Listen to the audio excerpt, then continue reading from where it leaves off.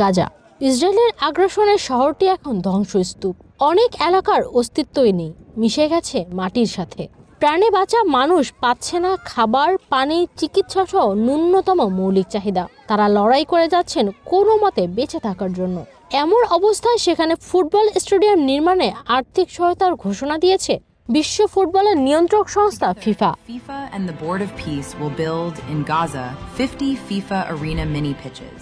গেল বৃহস্পতিবার ওয়াশিংটনে প্রেসিডেন্ট ডোনাল্ড ট্রাম্পের বোর্ড অব পিস এর প্রথম বৈঠকে ফিফা সভাপতি জিয়ান্নি ইনফান্তিনো গাজার জন্য 20 থেকে 25,000 দর্শক ধারণক্ষম নতুন একটি স্টেডিয়ামের জন্য $50 মিলিয়ন দেওয়ার কথা জানিয়েছেন। ভবিষ্যৎ হোক নিরাপদ, বিনিয়োগ হোক বিশ্বস্ত, আর আমার পছন্দ সল্ট বে। ওয়েলকাম টু সল্ট বে। Cost of around $50,000 per unit. This represents a $2.5 million investment.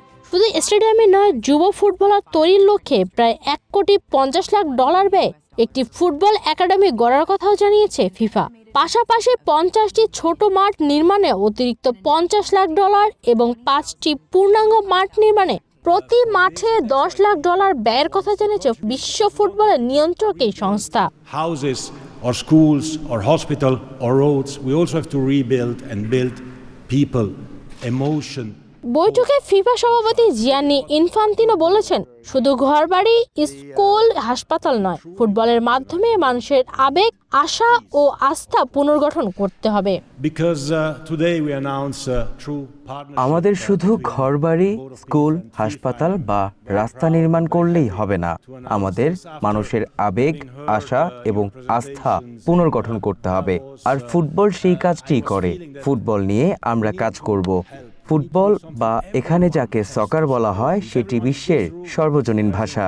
এটি আশা, আনন্দ, সুখ এবং একত্রিত হওয়ার প্রতীক।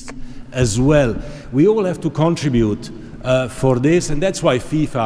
যেখানে গাজার মানুষের জীবন কাটছে চরম অনিশ্চয়তার মুখে, প্রত্যেক মুহূর্তে বেঁচে থাকার লড়াই করছে তারা, তখন স্টেডিয়াম তাদের জীবনে আসলে কতটা জরুরি সেটি এখন বড় প্রশ্ন। নিবেদিতা বিনতে ওয়াদুদ, ওয়ান স্পোর্টস ডেস্ক।